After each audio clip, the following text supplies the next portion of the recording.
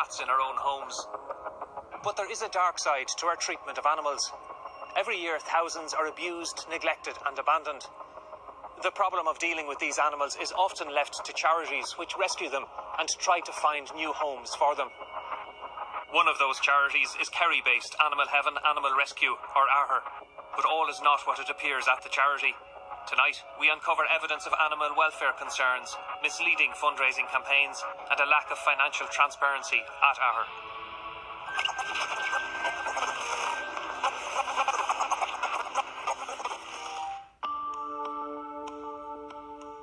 Animal Heaven Animal Rescue is one of the busiest and best-known rescue centres in Ireland.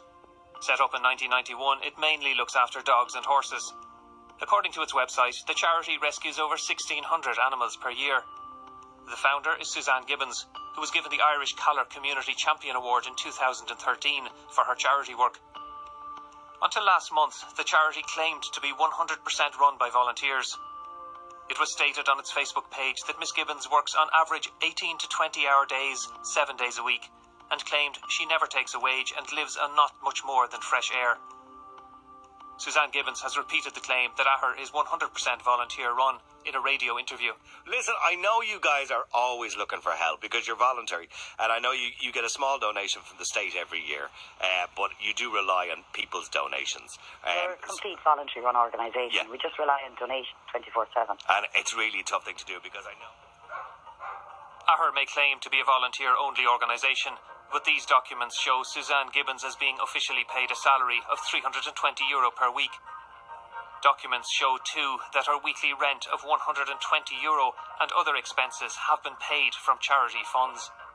It's not a fully voluntary organisation.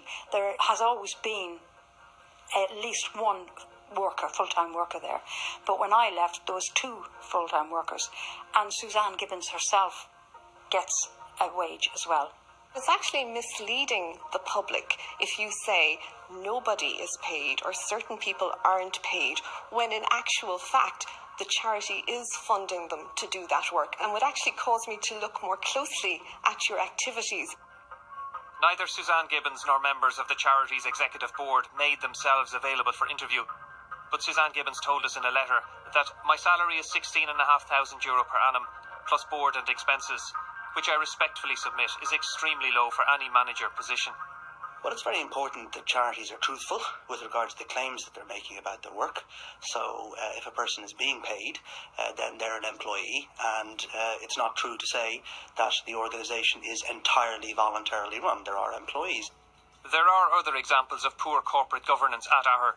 Documents given to RTE Investigates by a whistleblower show the bank account used to conduct charity business is in the name of both Suzanne Gibbons and Ahar, which is contrary to best practice and can lead to a lack of transparency. Hundreds of thousands of euro of public money has been paid into this account through donations or grants, including this grant from the Department of Agriculture, which has given €54,000 to the charity since 2012. This would cause us concerns on a number of levels. The founder doesn't sit as a member of the board of management. The bank account should certainly not be in the name of anybody who doesn't sit on the board, because the board of management then don't have control of that account, and if they don't have control of the account, the charity doesn't have control of the account, because the founder, for legal purposes, is a third party. We engaged forensic accountant Jim Luby to examine a number of annual financial accounts for Animal Heaven Animal Rescue, along with 8 months of the charity's bank statements to July 2014. He went through all of the lodgements, withdrawals and payments for that period and analysed spending and other patterns reflected in the bank statements. In that 8-month period, it seems to be almost a melange of an account between a business account and a personal account. And that is not something which is acceptable. This is public money. It should be kept entirely separate. It's given and it should be kept in the charitable realm. It is not private money. It should never, ever be mixed with somebody's personal money. Ahar's executive committee is made up of 4 trustees who are responsible for the corporate governance, oversight and financial control of the charity. In a letter to RTE, the trustees said they had full oversight of these account details at all times. They also said that Suzanne Gibbons was authorised by the Executive Committee to arrange for the payment of her wages and expenses. It would be very, very poor practice for a board to agree to such a thing.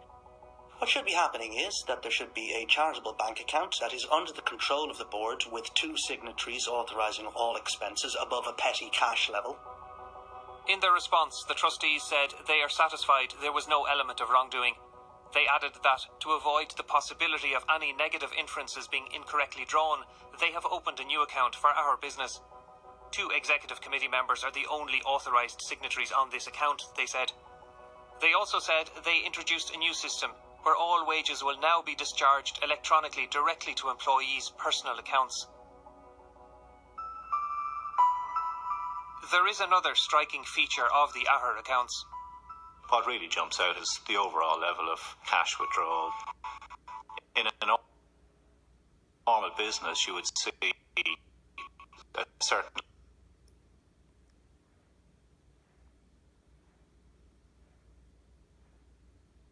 level of cash expenditure, but here in that 8-month period I looked at, out of total income or donations of about 245,000, almost half is withdrawn as cash. The bank statements show that in February 2014, over €15,000 of Ahar cash was withdrawn at ATMs.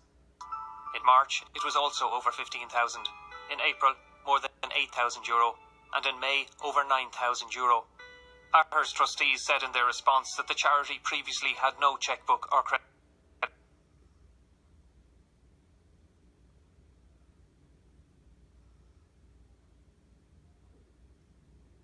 card for its main account, so payments other than those made by direct debit to suppliers are done by ATM cash withdrawals. From a financial controls perspective, that would be most unorthodox and not good practice. The key requirement here is that the trustees of the charity need to understand that they are controlling public resources. It's the public's funds, and that's why such high standards of transparency and accountability are required. It's our money that they're spending. Receipts required to document cash spending were not always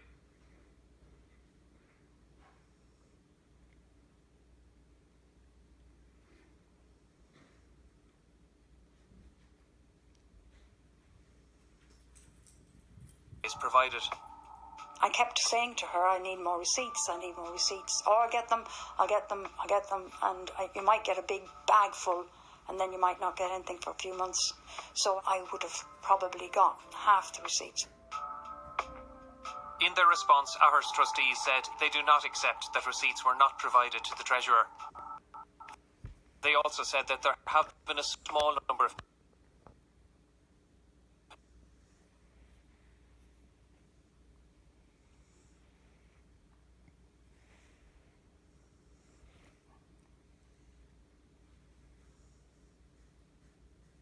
payments for which receipts could not be obtained, but these have been properly recorded. There is no suggestion that charity money was misappropriated, but the substantial cash withdrawals and limited receipting mean there was an overall lack of financial transparency. It's not transparent at all. An organisation, whether it's a charity or anything else, is obliged to keep proper books and records. Proper books and records includes maintaining evidence of what you have spent the money on, which you can present to the board, you can present to your auditors, you can present to the revenue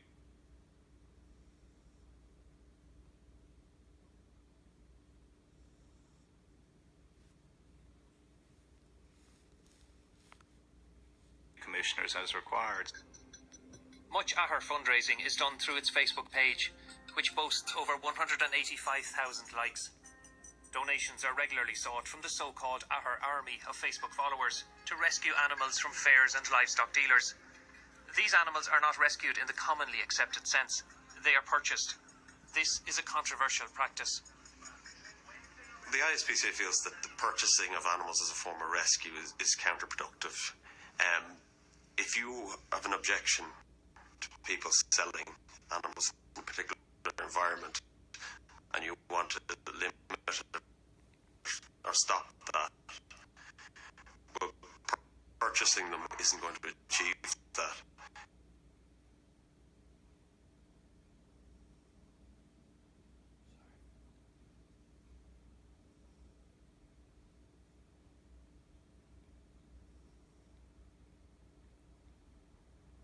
perpetuates the problem.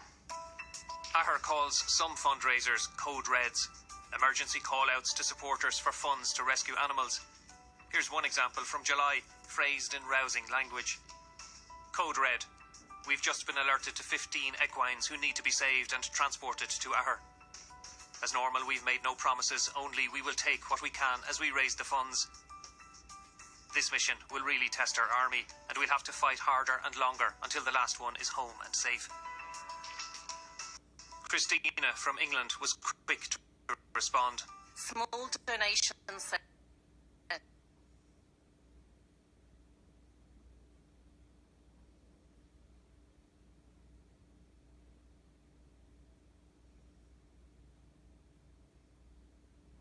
Come on, everyone. We can all spare a little bit, please. Gillian followed with €100 donated via PayPal from the UK. I hope you can save them all. XXX. And Jackie from Limerick. Donation made. Pure luck it's today. Payday for me. Go get 'em. As the Code Red gathers pace, videos of equines are gradually put online. These are presented as if they were brought in as the charity raises funds to pay for their transport. In this video put online in the evening of July 22nd, Suzanne Gibbons describes the ponies as if newly rescued and brought to the charity. First little one is here. We won't ask him to walk too much, but I just want you to see what we see.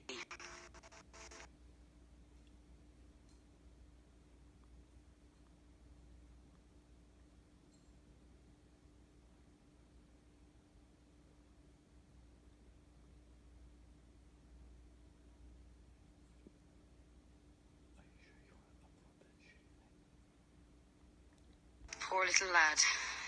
Next we have number 5. Lovely little colt foal.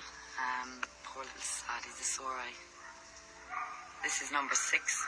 Gorgeous little pretty filly Shetland. As of now, she doesn't have a sponsor. But what donors were not told is that when Ahar was seeking money to buy these animals and transport them, they were already purchased and on the grounds of the charity. These pictures, showing 3 of the animals at the Ahar premises, were sent to a volunteer by Suzanne Gibbons just after midnight on July 22nd. More than 9 hours before the charity requested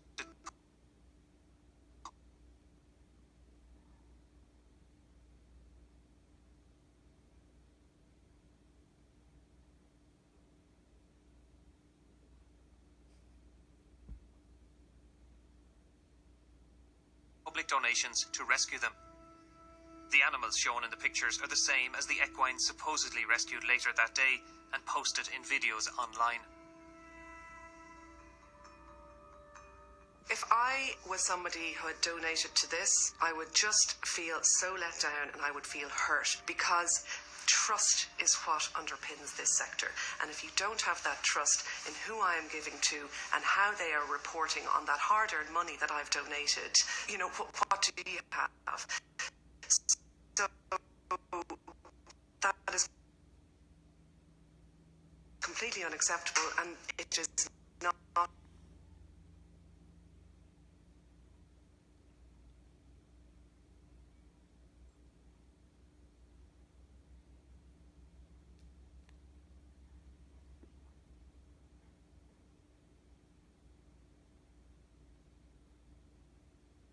how the charity sector operates, because the vast majority of charities would never, ever, ever operate under those standards. The charity's executive committee told RTE that the equines were secured prior to issuing the Code Red, but not paid for. They also said that if payment were not made, the owner would demand their return and they would be transported for slaughter.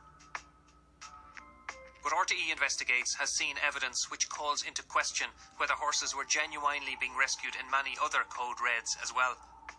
The evidence suggests that in the vast majority of cases, the horses were in fact not in danger of slaughter or abuse.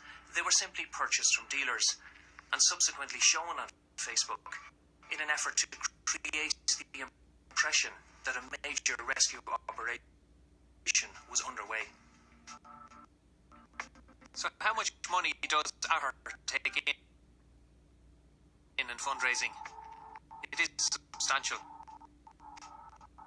Audited accounts for 2013 to 2015 inclusive show the charity received more than €1 million in funding and donations in that 3-year period. Auctions, direct debits, text donations all add to the charity's funds. Much of the revenue, however, comes from donors abroad via PayPal, an online payments company. Records seen by RTE Investigates show that well-wishers donated an average of €12,000 per month via PayPal alone in 2015. But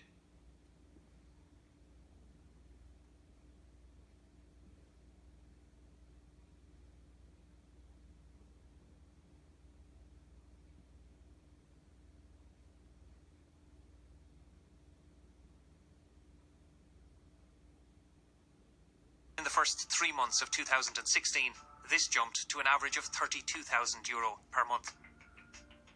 A former trustee familiar with the charity's finances spoke to us anonymously. I think 46,000 came in February alone, and that was just through PayPal. That wasn't counting Irish bank donations, UK bank donations, text donations, cheques or postal orders in the post. A donkey just couldn't contain his joy and broke out in a large grin after he was rescued from... The jump in donations came after the charity was profiled both nationally and internationally over a year ago when it pulled a donkey from flooding in a genuine rescue. What was lovely was the picture that went viral. Literally a smiling donkey. Yes. Well, listen, well done to you, and he's brilliant and he's on the mend. Thanks for having us. Yeah, and just before he goes, Suzanne, you do a lot of work with animals there, don't you? Yeah. The rescue centre is Animal Heaven Animal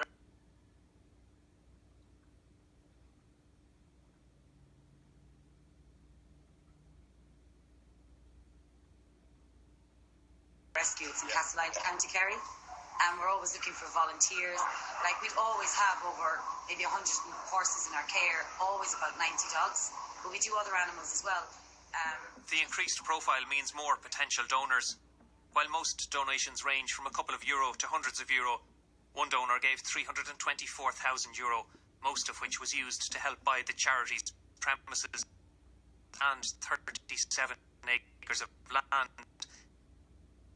In 2014, later that year, the donor wrote a letter to the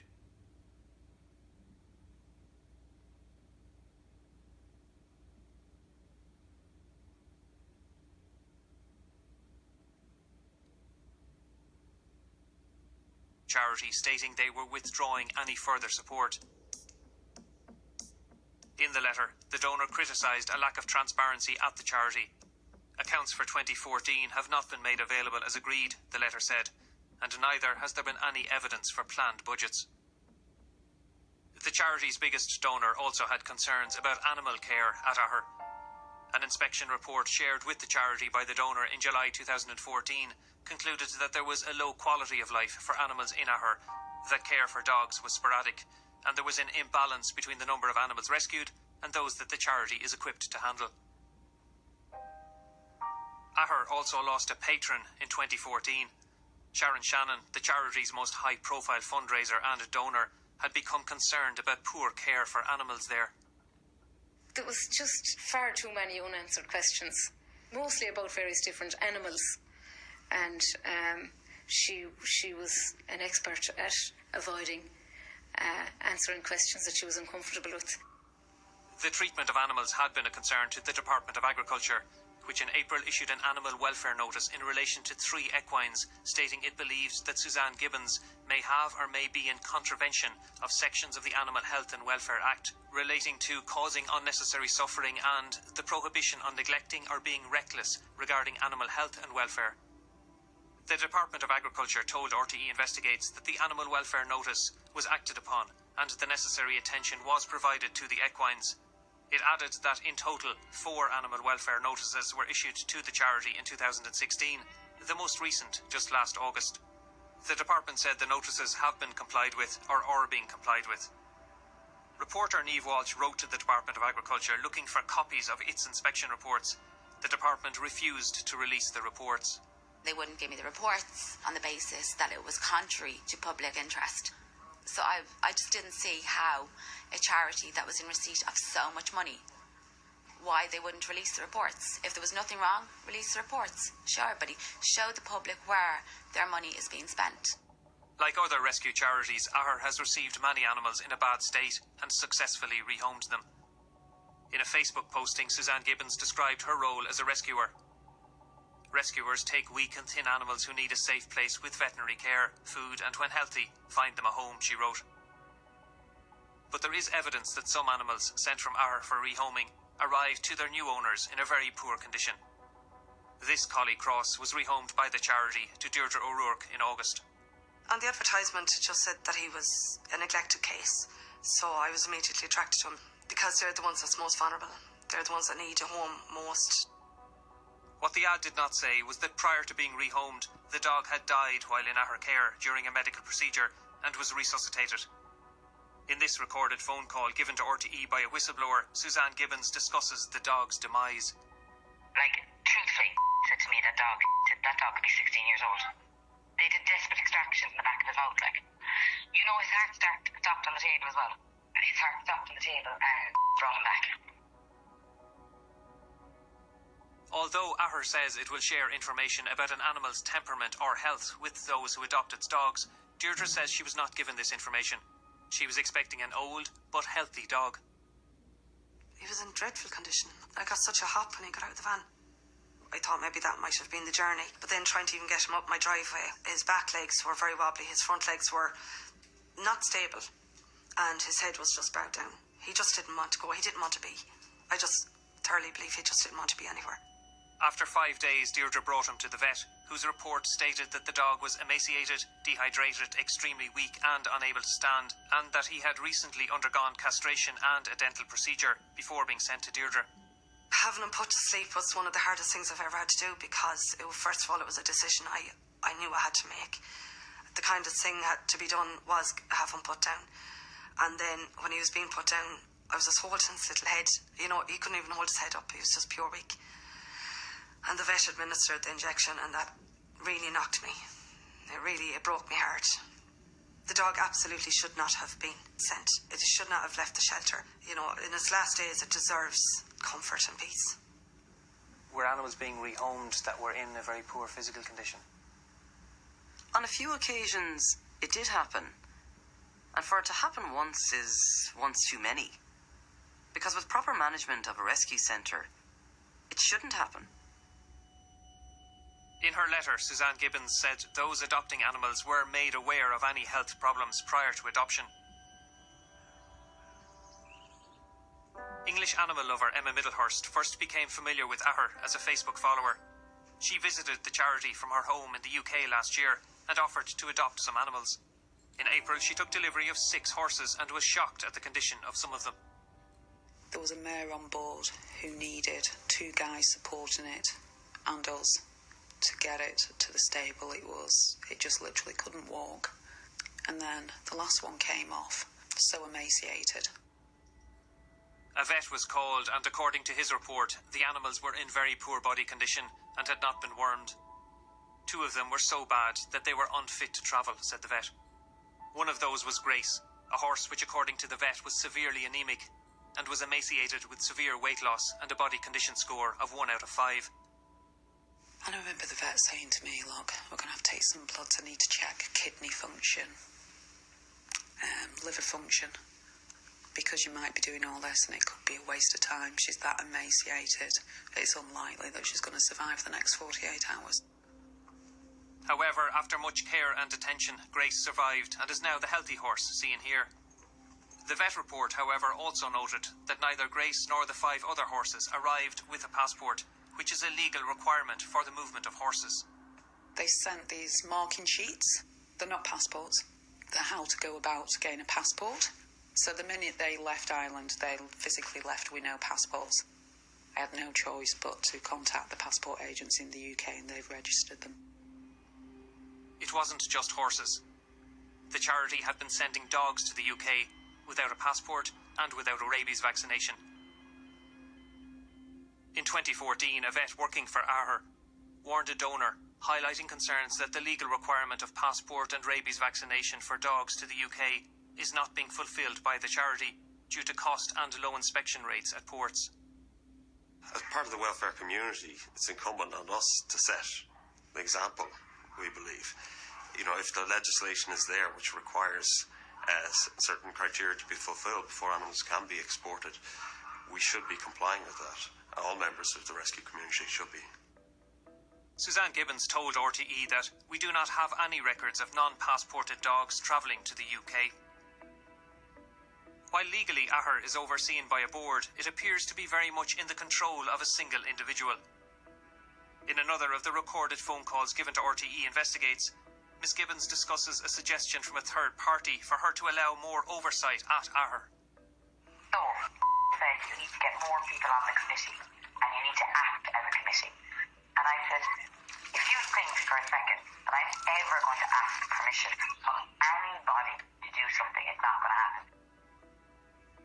In various phone calls last year, the founder talked about owning the charity. I am the owner of Ahar. I am the owner. Last time I looked, I said I owned Ahar and I was the boss. And these people all around me were volunteers, told me that they'd help me. But I said never once did they tell me what to do or control people around me. Nobody owns a charity. A charity is for the public benefit. You don't get charitable status unless you can show that you are purely for charitable purposes and the public is benefiting from what you do. It's because a charity is a public purpose that we provide it with tax exemption, that we extend the protection of now the charity regulator who oversees all of these bodies on our behalf, because nobody owns them. In another recorded phone call, Ms Gibbons discussed targeting the house of a charity committee member with whom she was in disagreement. Fucking scumbag. Fucking scumbag, like. Do you know what I was saying tonight? If there was a drive-by, rock went through his window, right? I'd say up first, he went, yep. No, but I'm serious. I'm telling you, he wouldn't piss in his pants and shut the fuck up and leave us alone. In its letter, the executive board of the charity denied that this conversation occurred. Anyone that asks too many questions is subjected to vicious character assassination attacks. People are accused of all sorts of things, like being alcoholics or drug addicts or thieves, a liar, bad parents, sluts, scumbags, scum of the earth. Just really, really awful stuff. In her response, Suzanne Gibbons wrote, "I admit and regret using these phrases on occasion in the past," adding that she herself had been subject to significant and serious verbal abuse in the public domain. The spotlight on Ahar's governance comes at a time when the wider charity sector has been working hard to regain public confidence after controversies in recent years. Let's bring it back to basic fundamental ethics. The charity sector is built on trust, and we're in a situation now where the public desperately need to have their confidence restored in the work that the charity sector are doing. And for the most part, the charity sector are 100% committed to restoring that trust. So you need to have airtight governance and structures and procedures in place. RTE Investigates reporter Paul Murphy is with me now. Paul, you have an update tonight, I understand, on that story. Sure, yeah. Just this evening, just before 7 o'clock, we got an email from the charities regulator, and he said, the regulator's office said that they've imposed sanctions with immediate effect on the charity Ahar under Section 73 of the Charities Act. Now, we knew that the charities regulator was cognizant of Ahar because we had been in touch with them in December looking for comment about the charity, but also we're aware of at least 3 detailed complaints that were made to the regulator's office over the previous year.